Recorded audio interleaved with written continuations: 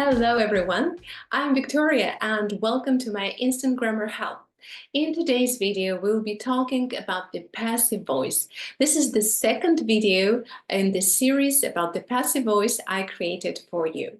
If you haven't watched the first part, I strongly recommend starting with that one. You can find the link below in this video description. Okay, let's get started. So in this part, we will be talking about the questions in the passive voice. Then I will explain the difference between with and by and which one to use in the passive voice. And finally, we will talk about the passive voice with modal verbs. So let's start with the questions. As you remember, we form the passive voice by adding the verb to be and past participle of the main verb. And the only part that we change is the verb to be. And you can watch the first part for the passive voice videos. So look at this example. Penicillin was discovered by Alexander Fleming in 1928. Okay, so what you can see here, this is the past passive voice. Yes, was discovered. Let's imagine I want to ask a question, and that will be my general question. General questions are those questions that do not have any special words, such as what, when, why, who, etc. So if you want and you need to ask something, you should reverse the word order. So basically what you do, you change the word order and you should use the helping verb was at the very beginning of the sentence. Then you have to use the subject here and then the main verb in this past participle. Was penicillin discovered by Alexander Fleming in 1928? Okay, so what about special questions? If you have special questions, you use the same approach, but at the very beginning of the sentence, you should use a question word. When, what, why, or some other words that you want to ask. So when was penicillin discovered by Alexander Fleming? You can see the word when is used at the very beginning, and then I'm using the same structure as for general questions. Was penicillin discovered by Alexander Fleming? Or you can ask, what was discovered by Alexander Fleming? This is actually the question about the subject, and it's a little bit easier because you don't have an inversion here. You simply use what, then the helping verb was, and then the main verb. Okay, look at this one. And this is an interesting one, and I know some students experience problems with such sentences. Who was penicillin discovered by? This is the question about the agent, the person, right? In this case.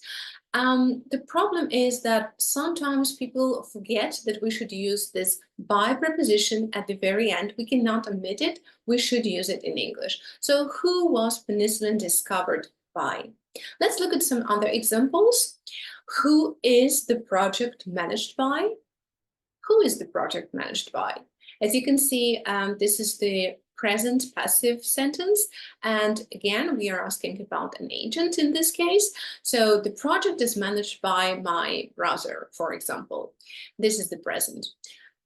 Future. What will be cooked for the party tomorrow? So this is an example of a special question in the future passive voice. And one more. How many times has the castle been renovated? This is, as you can see, the present perfect passive. Has the castle been renovated? And we have this question at the very beginning, how many times?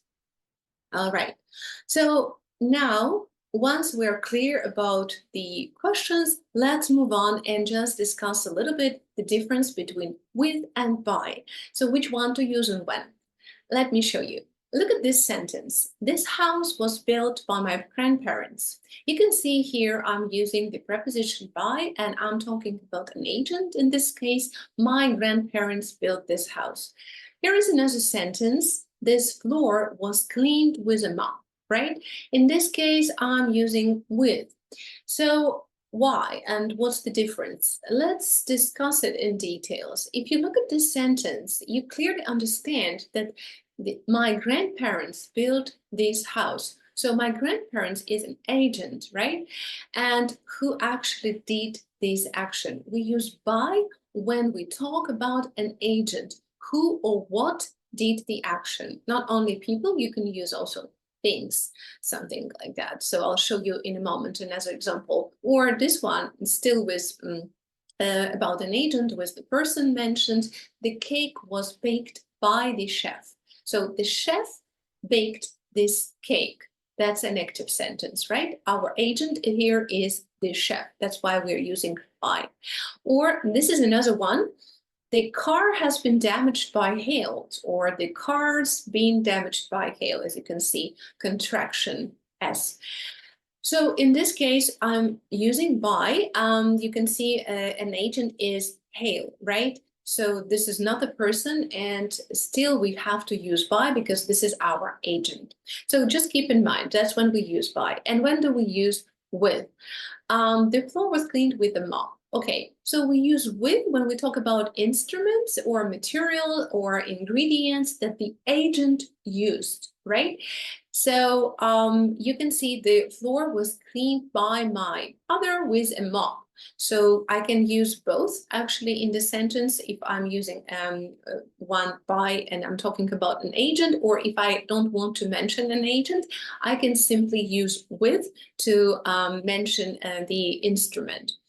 Or in this case, this salad is made with tomatoes, cheese, and basil. So these are ingredients that we used to make our salad.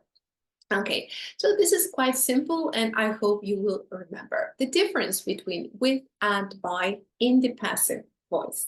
So let's move on. This is our last part of today's video, and we're going to talk about modal verbs and passive.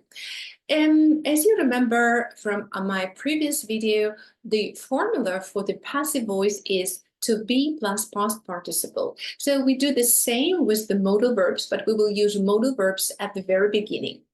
And what are those modal verbs? I'll remind you, these are words such as can, could, must, have to, might, should, would, shall, ought to.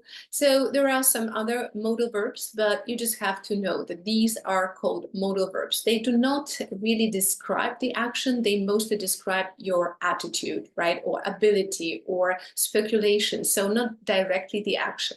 But these are these words that we will be talking about. So let's look at some examples. This house must be renovated, okay? So we can see the modal verb must, and then we can see this passive form, be renovated. This is passive infinitive, present actually infinitive, which is used in this sentence. So we don't change be when we use modal verbs. That's what I wanted to mention. The latest smartphone should be released next month. Yes, the modal verb should is used in here, and be released is our passive form. In this case, again, you can see we don't change to be. We just use it be released in this sentence. What new features might be added to the app? So the modal verb is might, and our passive structure is be added. So guys, that's all for today, and I hope you learned more about the passive voice. If you like this video, subscribe and share with your friends, and if you want to learn more, so check part 3. See you!